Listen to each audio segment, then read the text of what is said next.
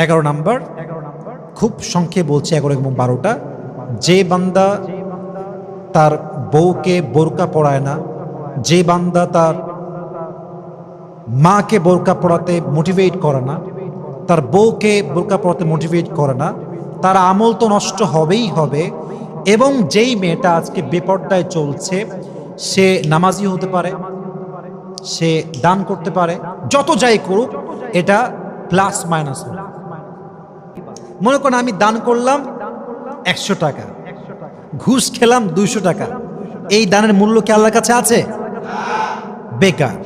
আপনি চলছেন বেপর্দায়, করছেন দান, আপনি করেন, কোনো মানা নাই, বাট এটা প্লাস মাইনাস হবে। দেখবেন দিন শেষে আমলও করেছেন ঠিক আছে, বাট আমল নামা শূন্য হয়ে যাবে, আমলগুলো সব গুনাহ দ্বারা দূর হয়ে যাবে। ঠিক কিনা বলেন যুবক ভাইরা?